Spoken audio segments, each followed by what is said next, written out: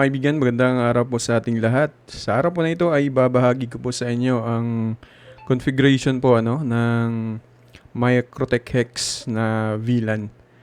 So, gagamitin po ito ng ating customer sa kanyang piso Wi-Fi.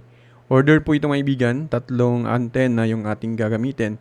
So, ipapakita ko lamang po ulit sa inyo kung paano po ito configuration o i-config. Shoutout po sa atin pong mga nanonood ngayon.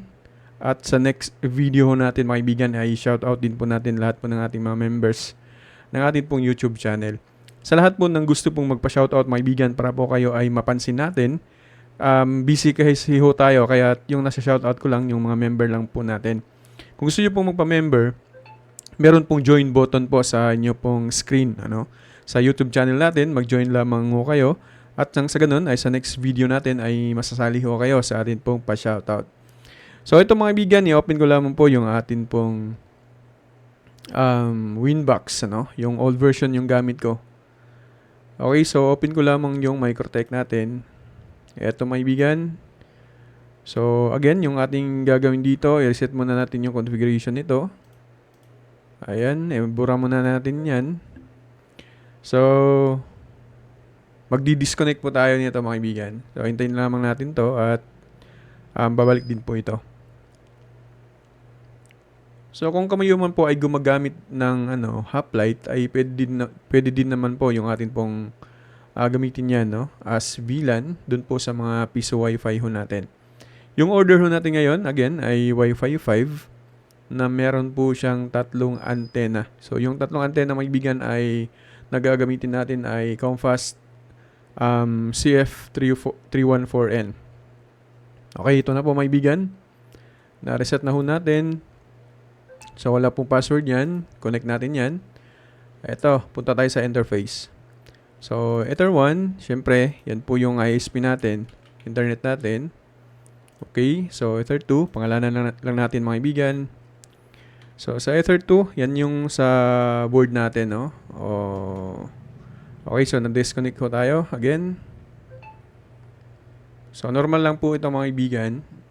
Yan, babalik din lang naman yan. So, yan yung atin pong board ng vendo. So, lagay ko lang dyan, board vendo. Click OK. Kahit anong board po mga kaibigan, Orange Pi, Raspberry Pi, yan. Click OK, then yung 3, 4, and 5, since hex ho ito, ay pwede po natin gamitan to ng 3 antenna. So, lagay ko lang dito AP. Access point po yan. Ford, access point din po. Lagay ko lang AP. At ganun din po yung atin pong Ether 5. So, click lamang natin na yung OK po mga kaibigan. Ngayon naman, punta tayo sa bridge. Go to bridge. Then, sa bridge mga kaibigan, click natin tong plus. Okay, so plus. So, wait lang may bigyan Bridge, click natin general. Sa name, lagyan natin dito is VLAN. VLAN, tapos go to VLAN. Dito po tayo may bigyan. Click lang natin tong VLAN filtering. Okay. Click lamang po natin yung apply. Then, okay lamang po natin. So, balikan natin yan mamaya. Okay, so click natin yung port. Ito mga kaibigan, click lamang po ang plus sign or mag-add lamang ho tayo. Yun pong sa ports mga kaibigan.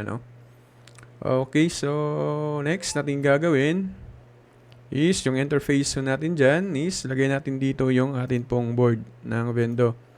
Yan po, yun naman pong sa bridge, dito po sa bridge mga kaibigan. So since yung bridge natin is bridge VLAN lang po yan, wala na pong iba, syempre yan po yung ilalagay natin. Click lamang po yung apply or okay. So, apply yan. Okay. So, click plus again. Mag-add naman po tayo. Okay. So, wait lamang po may bigyan at mag-disconnect po yan. At normal lang po yan na mangyayari po sa atin pong pagkukonfig ng atin pong Microtech. So, okay. Again, click add or plus lang naman po natin. So, lagyan natin dito. Yun pong Ether 3. Ether interface. Okay, so interface is Ether 3. Lagay natin dyan. Tapos, Ether 3. Click natin yung VLAN. So, sa VLAN naman, So, kung sa PVID mga kaibigan, dyan natin ilalagay yung Wi-Fi 5 is 22 and 13. So, lalagay ko lamang po dito is 22. Tapos, yan is click apply lamang po natin. Then, okay lamang po natin. So, yun din po yung ating pong gagawin sa atin pong Ether 4. Ayan. VLAN. Tapos, lagay natin dyan yung 22. Click apply, then okay. At ganoon din po sa atin pong Ether 5. Okay, so Ether 5. Ayan. Lagay natin sa Ether 5. Okay, so VLAN natin 22. Click apply, then okay lamang po natin. So, yun lamang po yung atin pong gagawin po mga kaibigan. Tapos, remain in bridge, then click natin yung VLANs mga kaibigan. Eto, balik tayo dito.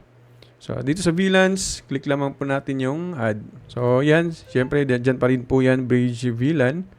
So, itong VLAN IDs, syempre, papalitan natin yan ng 22 kasi 22 yung nakalagay ho natin dun.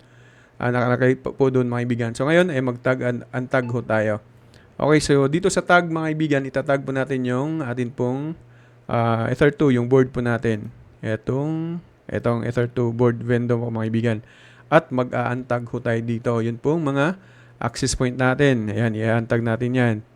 Ether 3. Okay, so arrow down. Ether 4 at saka yung Ether 5. I-untag po natin yan mga kaibigan. Pagkatapos nating ma-untag po yan, click apply lang po. Then, wait lang. Okay, so yung Ether 3 pala dito, Ether 4 dapat yan. 3 kasi yung nalagay ko dyan. So, click apply, then okay lamang po natin. So, okay na po tayo dyan mga kaibigan. Ngayon, ang gagawin natin next is go to IP, tapos DHCP client. Dito mga kaibigan, DHCP client, then plus lamang po tayo or i-add lamang po natin yan. Yung interface natin is Ether 1, click apply, then okay lamang po natin. Ngayon naman is punta tayo sa IP, tapos DNS. Okay, so dito sa server mga kaibigan, lagyan natin yung Google DNS. Ayan, 8.8.8.8, arrow down. 8.8.4. Ayan, .4 po mga kaibigan. Ayan, yan po yung ilalagay natin dyan. Sundan nyo lang po yung atin pong gagawin. Tapos, click lamang po natin tong allow remote request. Tapos nyan, apply, tapos okay. Okay, so yun lang po yung ating gagawin po dyan mga kaibigan. Ngayon naman is punta tayo sa ating po firewall NAT. Go to IP, tapos firewall, tapos NAT. Okay, so click lang yung NAT, tapos click lamang po yung plus sign or mag-add lamang ho tayo. Tapos general ho tayo mga kaibigan. So sa out interface, ito. So sa out interface mga kaibigan, lagyan natin yung ISP natin. Tapos action, click yung action dito mga kaibigan. So dito mga kaibigan sa action, tapos action, lagyan natin sa masquerade mga kaibigan. Tapos click apply, then okay lamang po. Ayan. So ngayon naman, punta tayo sa IP, tapos addresses. Gagawa lamang tayo ng addresses mga kaibigan. Click add or magpa-plus. Click plus sign lamang po. Lagyan natin dyan is 192.168. So sundan nyo lang po yung atin pong gagawin. 192.168.55.1/24. Lagyan natin ng /24. Yung interface po mga kaibigan is bridge LAN. Okay, so ayan, bridge VLAN po pala.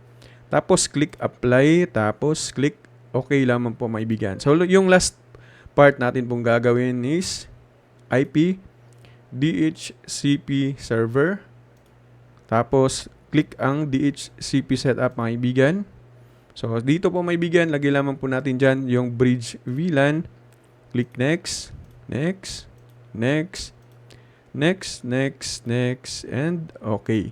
So ganun lamang po siya kasimple. Ibig sabihin, pwede na po natin itong gamitin mga kaibigan sa atin pong piso Wi-Fi na ang bridge niya ay MikroTik Hex na naka-VLAN na pwede siyang gamitin ng meron pong 3 antena.